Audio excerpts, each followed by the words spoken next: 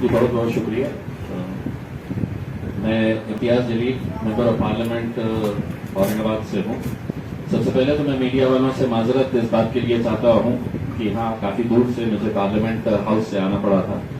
आज पहली ही मीटिंग थी अर्बन डेवलपमेंट की, जिस कमेटी का मैं स्टैंडिंग कमेटी का मेंबर हूँ, तो बहुत सारे मुद्दे थे और वो वहाँ से निकलते और यहाँ तक पहुँचते थोड़ा सा वक्त लग गया, तो इसके लिए मैं आप लोगों से माजरत चाहता हूँ। जो बातें हम मजलिस इत्तेहादुल मुस्लिमीन की तरफ से करना चाह रहे थे, वो तमाम बातों को हमारे दिल्ली के सदर जनाब कलीमुल्लाह साहब ने आप लोगों को बता दिया है। चूंकि ये प्रेस कॉन्फ्रेंस है, तो मैं चाहूंगा कि जितने भी हमारे लोग पार्टी ज्वाइन करने वाले हैं उनसे मैं बाद में मुखातिब होता हूं। तो पहले जो सवाल आप लोगों के हैं, हम डायरेक्ट उसी से अगर शुरुआत करते हैं कि अगर प्रेस कॉन्फ्रेंस की जो रिवायत होती है, आप लोगों के सवाल दीजिएगा, मैं इंशाल्लाह उसके जवाब देने की कोशिश करूँगा। सर, मैं मनोज टंडन, चीफ रिपोर्टर अखबार मसली। सर, मैं मनोज टंडन, चीफ रिपोर्टर अखबार मसली। हाल फिलहाल में मजलिस को जो है पश्चिम बंगाल में नकार दिया गया है, तो ऐसे हालात में दिल्ली के अंदर आप क्या समझते हैं, कितनी सफलता हो पाएगी? बहुत अच्छा लगता है कि जब मीडिया वाले हमसे हमारी नाकामियों के बारे में सवाल करते हैं। जहां कामयाब होते हैं उसका जिक्र ही नहीं किया जाता है। हम बिहार में गए थे, बिहार में पहली मरतबा हमें नाकामियां भी मिली थी। उसके बाद जब हमने लगातार 5 साल मेहनत किए, तो हम वहां पर 5 सीटें बिहार के अंदर जीते हैं। ये बात बिल्कुल सही है कि पश्चिम बंगाल के अंदर जितनी ताकत के साथ लड़ना चाहिए था, उतनी ताकत के साथ हम इसलिए नहीं वहां पर लड़ पाए थे। ये पूरे इलेक्शन के दौर के अंदर अगर सबसे ज्यादा कोई गैर जिम्मेदाराना तरीके से वहां पर इलेक्शन लड़े थे, तो वो इज्जतमाब जनाब मोदी साहब थे, अमित शाह साहब थे और भारतीय जनता पार्टी थी, जिन्होंने पूरे देश को, पूरे मुल्क को ये कहा था कि तुम घर में जाकर बैठो, हम लॉकडाउन लगा रहे थे।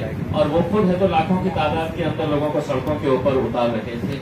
हमें बैरिस्टर असदुद्दीन अवैसी साहब का ये हुक्म मिला था जब ये इलेक्शन लड़ने का फैसला लिया गया था कि आप लोगों ने अपनी अपनी कॉन्स्टिट्यूएंसी के अंदर जो गरीब लोग हैं, जो परेशान हाल है, जो लॉकडाउन की वजह से जिन्हें अनाज नहीं मिल रहा, खाने की तकलीफें हो रही है, बेड्स नहीं मिल रहे हैं, वेंटिलेटर्स नहीं मिल रहे हैं, ऑक्सीजन नहीं मिल रहे हैं, उन लोगों के ऊपर ध्यान दीजिएगा। तो हमारी जितनी भी टीम थी, जो अगर कोरोना नहीं होता तो हम पश्चिम बंगाल की गलियों के अंदर, हम सड़कों के ऊपर नजर आते थे।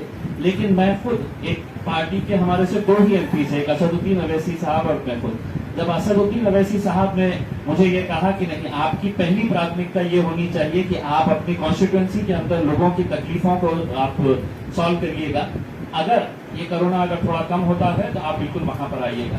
तो उस दिन मेरे लिए असदुद्दीन अवैसी साहब के लिए मेरी नजरों के अंदर उनकी इज्जत और इसलिए बढ़ गई थी कि मैं एक तरफ मुल्क के वजीर आजम को देख रहा था, जो मुझे कह रहे थे कि तुम घर में बैठो, मैं प्रचार करने के लिए जा रहा हूँ। उस वक्त इलेक्शन हमारे लिए इतना मायने नहीं रखता था, हमारे लिए हमारे लोगों की तकलीफें मायने रखती थी। हम यकीनन हर इलेक्शन ऐसा नहीं होता है कि हम उतर रहे हैं। भारतीय जनता पार्टी आज से 20 साल पहले अगर आप उनके आंकड़े अगर देखेंगे तो मुल्क के अंदर से 2 ही एमपी थे। कभी आपने उनसे ये पूछा कि आप तो 2 ही हैं, आप देश के अंदर कैसा अपना हुकूमत बनाने की सोच रहे हैं? हम भी धीरे धीरे कदम रख रहे हैं। हम हैदराबाद के अंदर एक एमपी चुनकर आते थे, कभी किसी ने सोचा नहीं था कि महाराष्ट्र में शिवसेना, भारतीय जनता पार्टी, कांग्रेस और राष्ट्रवादी को पछाड़ के वहां पे भी उनका एक एमपी आ सकता है। बिहार के अंदर जब हम दोबारा गए तो यही अलग अलग राजनीतिक पार्टियों ने कहा कि आज से 5 साल पहले आप आए थे, यहाँ की बिहार की जनता ने आपको नकार दिया था, आपको कामयाबी नहीं मिली थी, आप दोबारा क्यों आए हैं करके।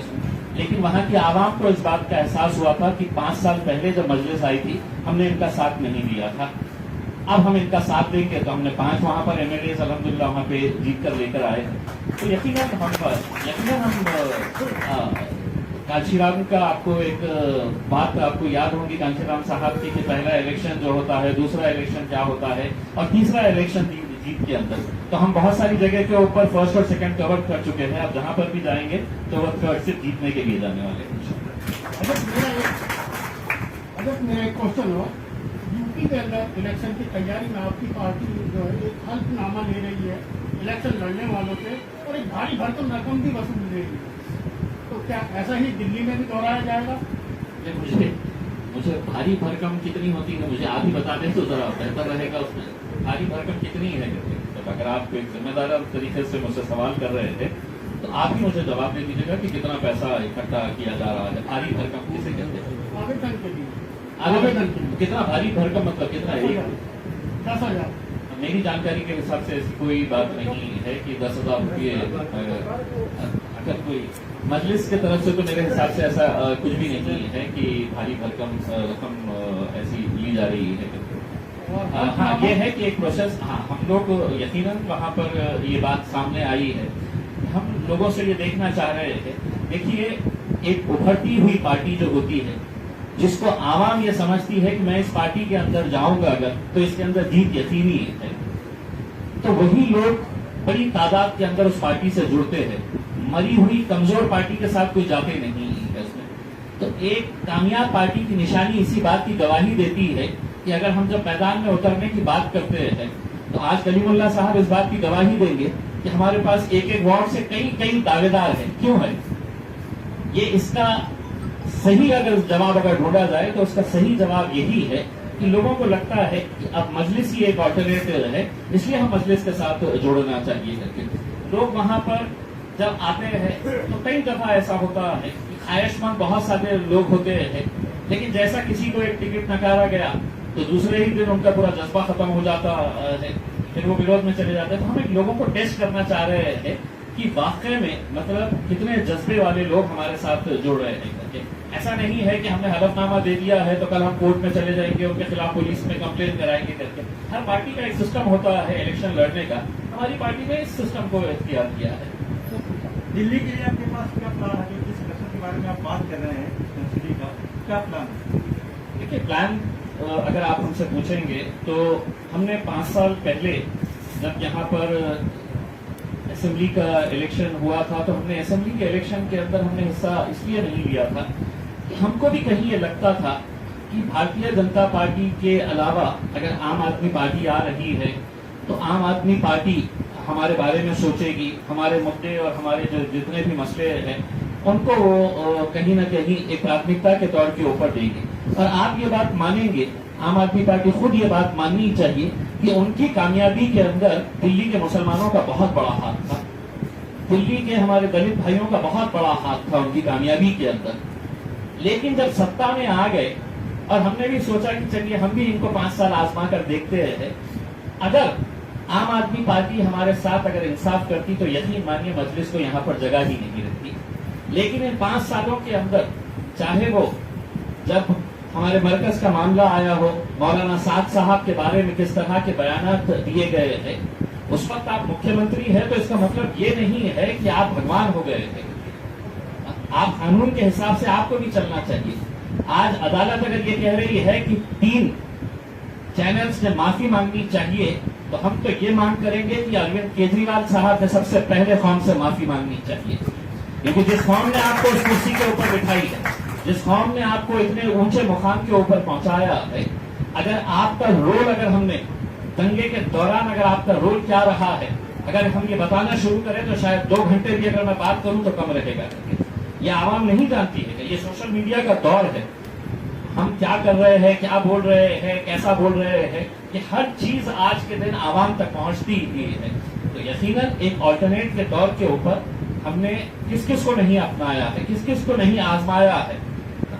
MIM पार्टी तो थी नहीं, दिल्ली के अंदर थी नहीं MIM पार्टी। इससे पहले हम किसके साथ जाते थे? कभी कांग्रेस के साथ गए, कभी हम किसी दूसरी पार्टियों के साथ गए, कभी समाजवादी पार्टी के साथ गए, कभी आम आदमी पार्टी के साथ गए। लेकिन हर एक को आजमाने के बाद ये इतने सारे लोग जब ये फैसला करते हैं तो ये उनकी नाराजगी बताती है कि साहब मैंने इनके ऊपर भरोसा किया था, ये भरोसा मेरा इन्होंने तोड़े हैं, इसलिए मैं अब इनके साथ नहीं जाऊंगा, मुझे दूसरा एक विकल्प दीजिएगा। तो वो विकल्प देने के लिए आज मजलिस इत्तेहादुल मुस्लिमीन दिल्ली के अंदर आई है और दिल्ली के अंदर यकीनन हम एक मौका मांगेंगे लोगों से और लोगों से यही कहेंगे कि आपने हर एक को आजमाया है, एक बार हमको आजमा कर देखिए। मैं आज 2014 से 2019 तक मैं औरंगाबाद का MLA हुआ करता था। अगर मैं लोगों के बीच में गया और लोगों के बीच में जाकर अगर मैंने काम नहीं किया होता तो शायद औरंगाबाद की जनता, चाहे वो हिंदू हो, मुसलमान हो, दलित हो, किसी भी जाति धर्म का हो, वो मुझे दोबारा एक MP के इलेक्शन के लिए कामयाब नहीं करते थे। हमने काम किया तो लोग हमारे साथ में आए, और लोग ऐसे साथ में आए कि पूरे महाराष्ट्र के अंदर सिर्फ एक ही मुस्लिम एमपी चुनकर आया है, और वो इम्तियाज जलील एमआईएम पार्टी से चुनकर आया है। एक ऐसे दौर में चुनकर आया है कि जब पूरे देश के अंदर मोदी साहब की लहर चल रही थी, और वहां पर हमारे औरंगाबाद के अंदर एमआईएम का जिक्र हो रहा था। तो मैं समझता हूं कि लोगों का यकीन, लोगों का एतमाद और लोगों की मोहब्बत एमआईएम की तरफ जो बढ़ रही है, उसी का नतीजा है कि आज हम दिल्ली के अंदर भी आ रहे हैं, और यकीनन कोशिश करेंगे, लोगों के बीच में जाएंगे, उनसे अच्छे वादे करेंगे और उन वादों को पूरा करने की गवाही देंगे। जो दंगे हुए थे उसमें क्या एमआईएम को रोल है? जो पीड़ित थे आज भी उनके बच्चे अंदर इतना तो कह सकते हैं कि एमआईएम का दंगा कराने में कोई रोल नहीं है वो इसमें। पीड़ित जो है वो आपसे आस लगाए बैठे हैं, जी, उसके बारे में क्या आप यकीनन देखिए, हम लोगों ने दिल्ली के अंदर जितनी हमारी पार्टी को यहाँ पर बढ़ाने की बात थी, हमने कहीं ना कहीं हमने ये सोचा था कि धीरे धीरे ये बढ़ाएंगे करके। हमने अभी मेरे हिसाब से 2-3 महीने पहले ही हमने कलीमुल्लाह साहब को यहाँ का सदर बनाया है, और हमने हमारी दिल्ली की टीम को सिर्फ एक ही बात करे है हमने, कि हमारा लक्ष्य महज सिर्फ इलेक्शन लड़ना नहीं है। पीड़ित आपसे आस लगाए बैठे हैं। नहीं, मैं आपको बता रहा हूँ, हमने लोगों इनको साफ कहा है हमारी बॉडी को, और सिर्फ दिल्ली के अंदर नहीं कहा है, पूरे मुल्क में हम जहां पर भी जाते हैं, कि हमारा लक्ष्य सिर्फ इलेक्शन नहीं होना चाहिए। हमारी पूरी कोशिश, हमारी पूरी मेहनत यही है कि जो भी लोग तकलीफ के अंदर है, उनकी तकलीफों को दूर करिएगा। लोग खुद ब खुद आपके साथ जुड़ेंगे। ये जो सवाल है आपका कि एग्जैक्टली यहाँ पर क्या क्या किया गया है, कि मेरी दिल्ली की टीम सही तरीके से बता सकती है। हमने हमारी टीम्स को क्या क्या ताकीद किए हैं, क्या बताए हैं। हमारी मंशा यही है कि देखिए, सियासत के दौर के ऊपर अगर हमको सियासत भी अगर करना होता, तो एमआईएम पार्टी किसी बड़ी राजनीतिक पार्टी के साथ गठबंधन करके कई राज्यों के अंदर हुकूमत करी होती। तेलंगाना के अंदर हमको हर इलेक्शन के अंदर हमको ये मौका दिया जाता है कि डिप्टी चीफ मिनिस्टर अकबर साहब हम आपको बनाते हैं करके, लेकिन हमने एक बार भी ये पोस्ट हमने ली नहीं, क्योंकि हम आवाम के बीच में रहना चाहते हैं। और सरकारें जो काम करती है, वो सरकारों की जो नाकामयाबियां होती है, जो उनके गलत फैसले होते हैं, उनकी गलत नीतियां होती है, उसको उजागर करने का काम करते हैं। आपने मुझे जो स्पेसिफिक मुद्दे के बारे में बताया है, देखिए, इस मुल्क की ये बड़ी अफसोसनाक बात है, और ये हकीकी बात है कि इस मुल्क के अंदर जिस तरह से दंगे कराए जा रहे हैं, और दंगे कराने के बाद अगर हाईकोर्ट अगर ये कह रहा है कि जिस कौम के सबसे ज्यादा लोग जो मुतासिर हुए हैं, इसके अंदर नुकसान जिसका ज्यादा हुआ है, उन्हीं को अगर जेलों के अंदर बंद कर रहा है। ये सवाल आप मुझसे करने से पहले अगर मुझे खुशी होती कि अगर इसका जवाब आप अरविंद केजरीवाल साहब से ले लेते, मुल्क के वजीर आजम से आप ले लेते थे, तो मेरे हिसाब से हम तो अभी इस सियासी मैदान के अंदर उतरे भी नहीं है। हम बहुत छोटी सी पार्टी है यहाँ पर, उसको हम बढ़ाने की कोशिश कर रहे थे, लेकिन कई सवालों के जवाब जिनसे मांगना चाहिए उनसे नहीं मांगे जाते हैं। हर चीज का इलाज ये समझा जाता है कि मजलिस ही के पास इलाज है और मजलिस नहीं करना चाहिए। दंगों के अंदर जितने भी पीड़ित हैं, हम आगे चुनाव लड़े नहीं लड़े ये एक अलग बात है, लेकिन आज भी हम ये कह रहे हैं, हमारी पूरी टीम, हमारे पूरे जिम्मेदारों को, कि जो भी लोग इससे मुतासिर हुए हैं, जिनका नुकसान हुआ है, उनको किस तरह से राहत पहुंचाई जा सकती है, उनके घर वालों के हौसले कैसे बुलंद किए जा सकते हैं। हम कहीं पर भी दंगे करने वालों का हम साथ नहीं दे रहे, चाहे वो किसी भी जात, किसी भी धर्म, किसी भी मजहब और किसी भी पार्टी का हो, चाहे वो हमारी ही पार्टी का क्यों न हो। हम कतई इस बात के लिए कभी भी समर्थन नहीं करेंगे।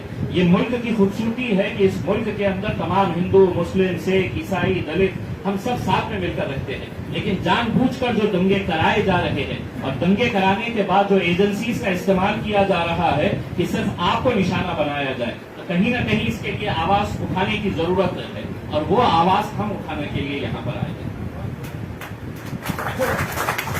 लेकिन मैं दिल्ली के दंगों के ताल्लुक से बता दूं कि जितनी मदद हम लोगों ने की, खासतौर से हैदराबाद से अलग से पूरा एक जो दंगा चल रहा था तब भी पूरा दवाइयों से लेके सारी किट और पूरी मदद, और कुछ मदद ऐसी है जो वो आपको और भी नहीं बताना चाहते, क्योंकि वो लोग मजरूर होंगे जिनकी हमने मदद की है। इस वक्त भी कम से कम हम 50 लोगों के ऐसे टच में हैं जो जेलों में बंद हैं, बेकसूर हैं। उनकी मदद हम वकीलों की फीस देके कर रहे हैं, कुछ हम पर्सनल कैपेसिटी में कर रहे हैं, कुछ हम मजलिस के प्लेटफॉर्म पे कर रहे हैं। क्योंकि सांसद साहब अभी आए हैं, मैं उनसे जिक्र नहीं कर पाया, सीधा यही ले आया, तो इसलिए मैंने ये बीच में जवाब अब नेक्स्ट सवाल। एक सवाल ये बेहतर ये रहेगा दिल्ली से ताल्लुक से करेंगे सवाल। जी इलेक्शन के ताल्लुक से सर सवाल ये था कि 2022 में कितनी सीटों पर लड़ेंगे और क्या संभावित पार्टनर्स कौन कौन होंगे, अलायंस किस तरह का होगा? देखिए, अलायंस का फैसला जो है वो हमारी पार्टी के सदर बैरिस्टर असदुद्दीन अवैसी साहब लेंगे, और कितनी सीटें लड़ेंगे वो हमारी दिल्ली यूनिट के ऊपर हम छोड़ेंगे, क्योंकि मेहनत तो यही लोग करने वाले हैं, नतीजे इन्हीं को लेकर आना है, कामयाबी जब मिलेगी तो इन्हीं की पीठ हम थपथपाने वाले हैं।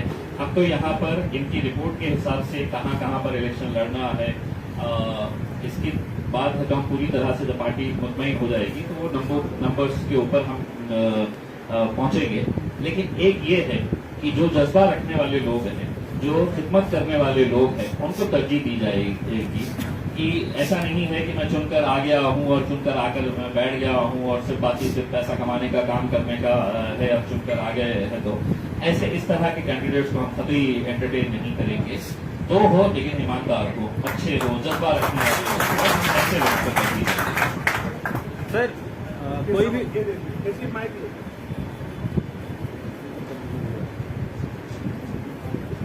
सर कोई भी पार्टी जब मैदान में उतरती है तो उसके पास एक स्ट्रक्चर होता है, खाका तैयार किया जाता है कि हमने इस राज्य में ये काम किया है, इसको लेकर यहाँ पर आएंगे। आप देश की राजधानी में लड़ने जा रहे हैं, एमसीडी के चुनाव है यहाँ पर, और आम आदमी पार्टी आपके सामने है, भाजपा आपके सामने है, कांग्रेस आपके सामने, कहीं न कहीं तीनों के अलग अलग राज्यों में उसकी सरकार है, उसके पास अपने मुद्दे हैं। यहाँ पर केजरीवाल सरकार के पास बिजली, पानी और ये मुद्दे जो मजबूत हैं, बीजेपी का अपना एजेंडा है। आपके पास कौन से ऐसे मुद्दे हैं जो लेकर जनता के पास जाएंगे?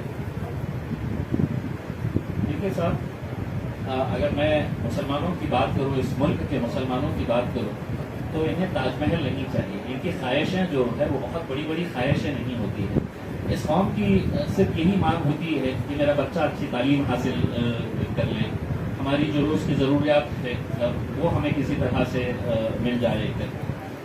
ऐसा नहीं है कि आपने कहा है कि यहाँ पर दिल्ली के अंदर है तो बिजली और ये है, यानी कि यहाँ सिर्फ दिल्ली के अंदर है तो मुसलमान जी रहा है, ऐसा नहीं है, मुल्क के दूसरे हिस्सों के अंदर भी जी रहा है।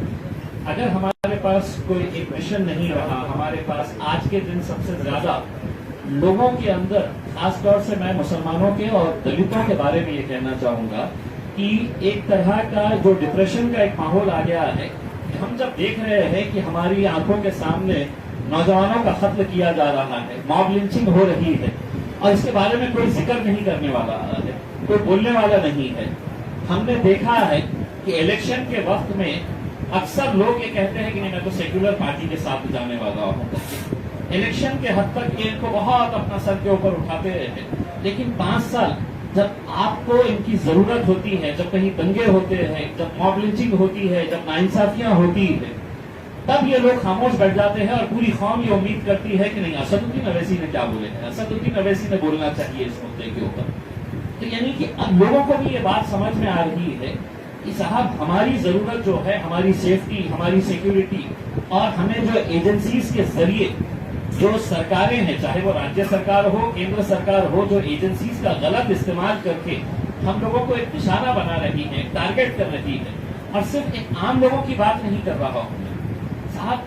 जब हमने यहाँ पर देखे हैं तबलीगी जमात के जो इतने बड़े हमारे ओहदे के ऊपर बैठे हुए, उन लोगों को निशाना बनाया गया, उस वक्त किसी ने ये उनके हक में बात नहीं की है। कोरोना जैसा कलीम साहब ने बताया है कि उसने जात, धर्म और मजहब देखकर अटैक नहीं किया था, उसने राज्य देखकर अटैक नहीं किया था, लेकिन एक ऐसा माहौल तैयार कर दिया गया था कि इस मुल्क के अंदर कोरोना अगर फैला है तो सिर्फ इन लोगों की वजह से फैला है।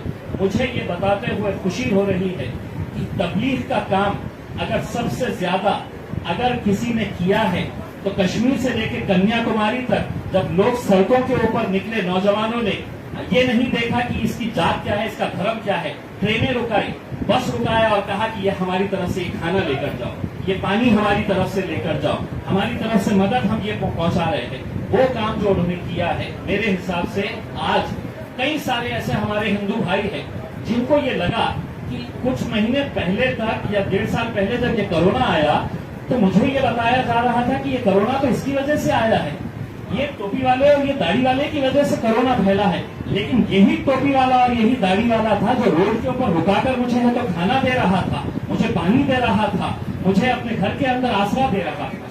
तो आज वक्त को और मुल्क को ऐसे लोगों की, ऐसी पार्टीज की जरूरत है जो बुरे वक्त के अंदर उनके साथ खड़े रहे।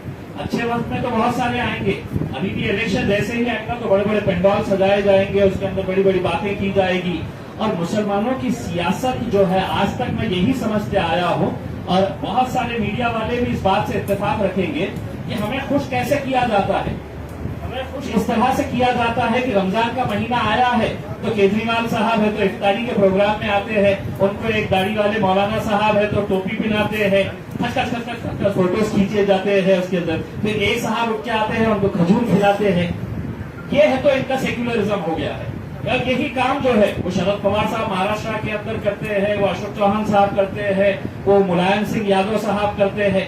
इनका सेक्युलरिज्म यही है कि रमजान के महीने में आओ, ऐसे टोपी पहन लो और दूसरे दिन अखबार के अंदर फोटोज छप जाती है। लेकिन यही लोग क्या आपके बुरे वक्त के अंदर आपके साथ खड़े रहते हैं? क्या आपको आपकी जवाबदेही, उनकी जवाबदेही नहीं बनती है कि दंगों के दौरान इस तरह के पीरियड के अंदर जब मुश्किलात आती है कौम के ऊपर, तब उनके लिए खड़े रहना चाहिए? नहीं।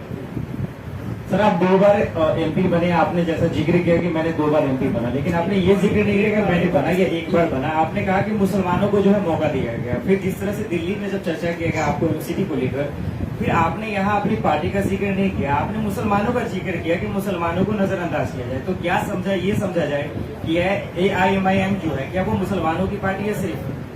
देखिए, मेरे पास जब नगर निगम के चुनाव हुए तो हमने 26 कॉर्पोरेटर्स पहले ही इलेक्शन के टाइम के ऊपर हमने चुन कर लिया। पहला ही इलेक्शन हम लड़ रहे थे और उस वक्त तमाम राजनीतिक पार्टियों ने यही हमारे ऊपर इल्जाम लगाया था कि हम जो है उसे मुसलमानों की बात करते हैं। उन 26 के अंदर 6 कॉर्पोरेटर्स ऐसे थे जो मेरे 5 दलित भाई थे और एक हिंदू बहन थी जो उन 26 के अंदर चुनकर आए थे। मुसलमानों को तवज्जो देने का क्या मकसद है? देखिए, मैं आपने बहुत सही सवाल उठाया है। हमने इतने सालों तक आपकी चौखट पे क्यों नहीं आए? हम दिल्ली में क्यों नहीं आए थे? आज 50 सालों से मजलिस इत्तेहादुल मुस्लिमीन की पार्टी है, हैदराबाद के अंदर हम इलेक्शन लड़ते हैं, हम आपके पास क्यों नहीं आए? हम इसलिए नहीं आए कि हम ये उम्मीद करते रहे कि कभी न कभी, कहीं न कहीं तो ये जो अलग अलग राजनीतिक पार्टियां हैं जिनको हम वोट देते आए हैं सेक्युलरिज्म के नाम के ऊपर, ये कहीं ना कहीं हमारा साथ देगी, हमारे साथ खड़े रहेगी, हमारे बुरे वक्त के अंदर हमारा साथ देगी करके। लेकिन जब हमको ये एहसास होने लगा कि सिर्फ मुसलमान और दलित 2 ऐसे कौम है जिनको है तो सिर्फ एक रबर स्टैंप की तरफ इस तरह इस्तेमाल किया जा रहा है कि वोटिंग के टाइम के ऊपर बस तुम्हारा काम है वोट देना और तुमने है तो सत्ता के अंदर भागीदारी नहीं मांगना चाहिए इसके अंदर। आप मुझे ये बताइएगा कि पूरे महाराष्ट्र के अंदर ऐसे कई कॉन्स्टिट्यूएंसीज है जहां से आप कम से कम 5 MPs को चुनकर ला सकते हैं, लेकिन आप उनको टिकट ही नहीं दे रहे हैं। इसलिए नहीं दे रहे हैं कि आप ये समझते हैं कि नहीं, ये कौम जो है इनका काम सिर्फ वोट देने का है, इन्होंने हिस्सेदारी नहीं मांगना चाहिए। ज्यादा से ज्यादा हम इनको काउंसिलर बनाएंगे, इन्हें ये MLA नहीं बन सकते हैं, MP नहीं बन सकते हैं। जब हम लड़े तो हम जीते, इसीलिए अब हम यहाँ पर आए हैं, लड़ेंगे और इंशाल्लाह जीतेंगे।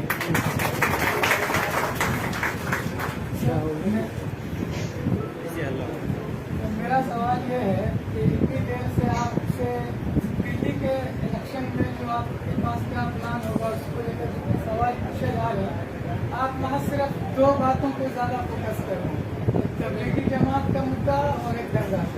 क्या आपको नहीं लगता कि सिर्फ इन्हीं 2 मुद्दों से आपको कामयाबी मिल जाएगी? बिल्कुल नहीं मिलेगी। मैं खुद ये बात तो मानता हूँ।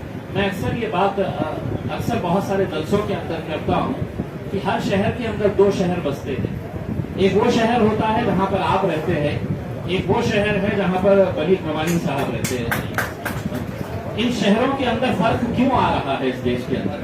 मुझे ये बताइएगा कि राजीव साहब जहाँ पर जिस इलाके के अंदर रहते हैं उस इलाके की हालत कैसी होती है और आप जिस इलाके के अंदर रहते हैं वहाँ की हालत कैसी रहती है? ये भेदभाव क्यों किया जा रहा है? अगर संविधान ने हर एक को अधिकार दिया है, इस मुल्क के अंदर इक्वल राइट्स दिए हैं, तो हमारी बस्तियों के अंदर हमको पानी के लिए क्यों तरसना पड़ता है? हमें बिजली, हमारी सड़क, हमारे इलाकों के अंदर गंदगी क्यों नजर आती है?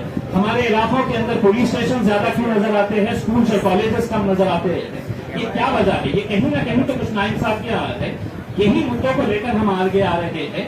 हम अपने तौर के ऊपर जितनी सीटें लेकर आएंगे, हमारी मकसद यही रहेगा कि उन इलाकों की तरक्की हम कर सके। और जहां तक हमारा जो रोड मैप रहेगा, इसके लिए हम यकीनन एक सेपरेट प्रेस कॉन्फ्रेंस लेंगे। कलीमुल्लाह साहब अपने तौर के ऊपर दिल्ली के लिए क्या प्लान्स बना रहे हैं, मैं चाहूंगा कि इसके ऊपर उन्होंने भी इसके ऊपर तवज्जो